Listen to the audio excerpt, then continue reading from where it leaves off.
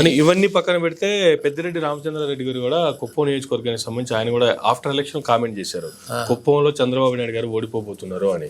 అంటే పెద్దిరెడ్డి రామచంద్రారెడ్డి గారు ఆయన ఒక మాట చెప్పినా లేదు, రాయలసీమలో ఆయనకు ఉన్నటువంటి ఇమేజ్ కావచ్చు, ఆయన మాటకు ఉన్నటువంటి నమ్మకం కావచ్చు, ప్రజలు కొంచెం ఆయన మాట మీద నమ్మకం ఎక్కువ ఉంటుంది. సో ఆయన చెప్పిన తర్వాత కూడా చాలా మంది నిజంగానే చంద్రబాబు నాయుడు గారు ఓడిపోబోతున్నారు అనేటువంటిది అంచనాకు వచ్చారు. పెద్దిరెడ్డి రామచంద్రారెడ్డికి జీవితాంతం శత్రువు చంద్రబాబు. కాలేజీలో చదువుకునే రోజుల నుంచి అతనికి శత్రువు. కాబట్టి ఆ ఎన్ని మాటలు మనం తీసుకోవాల్సినంత అంటే, ఎందుకంటే పెద్దవాళ్ళు వాళ్ళు ఏదో మాట్లాడుంటారు, ఆయనకు తెలిసిన ఇది ప్రకారం ఆయన చెప్పుంటాడు. కాబట్టి నాకు తెలిసి అయితే ఇదే బాస్, జగనే ముఖ్యమంత్రి అయ్యేదానికి ఛాన్స్ ఎక్కువ ఉంది. వరకు 100% చెప్పవచ్చు. ఓకే.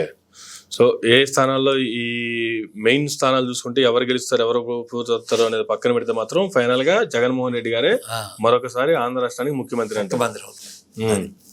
ఖచ్చితంగా ముఖ్యమంత్రి అవుతాడు. ఓకే. ఆ ఛాన్స్ మాత్రం 100% ఉంది. ఈ ఎక్కువ పోలైన ఓట్లన్నీ కూడా అతనికి అడ్వాంటేజే, కానీ ఇతరత్ర ఏ పార్టీకి అడ్వాంటేజ్ లేదు.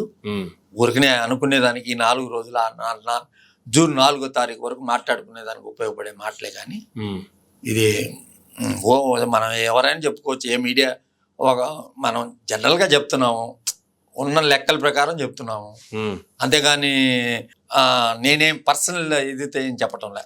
ఉన్నది వాస్తవం తెలియజేస్తున్నా జనానికి. ఈ రకంగా పోలేంది, ఈ రకంగా పోలేంది. కాబట్టి జగన్ మాట్లాడిన మాటల్లో ఏ రకమైన తప్పు లేదు. జగన్మోహన్ రెడ్డి అంత కాన్ఫిడెంట్గా ఉండేదానికి కారణం అదేను. ఇతరత్ర ఏంటంటే రాజకీయాల్లో కొత్త వాళ్ళు వచ్చారు కాబట్టి రాజకీయ అనుభవం లేని వాళ్ళు ఎక్కువ శాతం పోలేదరికి వైసీపీ వాళ్ళు కూడా కొంతమంది కొంచెం ఏందో అన్న ఒక థింకింగ్ లో కూడా ఉంటారు. అది కరెక్ట్ కాదు. అది ఎందుకంటే పోయినసారి 80% అయింది ఓటు, 80కి 2% ఇప్పుడు ఎక్కువైంది అంతే. 2% కంటే 80% కంటే 6 లక్షల ఓట్లు ఎక్స్ట్రాగా పోలేని. ఈ 6 లక్షల ఓట్లు అంటే 6 లక్షల ఓట్లు ఎవరికి పడతాయో, పోయినసారి లాస్ట్ టైం జరిగిన ఎన్నికల్లో దాదాపు కాంగ్రెస్ కి దగ్గర 1.4% వచ్చింది. 1.4% అంటే వచ్చింది ఓట్లు. కాన్స్టిట్యున్సీకి 2000 వేసుకున్న యావరేజ్న 3.5 లక్షల ఓట్లు దానికి వచ్చినాయి. ఈసారి కొంచెం పెరగచ్చు, అర్థం వల్ల అది ఏ రకంగా అనుకోవచ్చు మనం. కాకపోతే విజయం మాత్రం జగన్మోహన్ రెడ్డిదే అని చెప్పవచ్చు. ఓకే.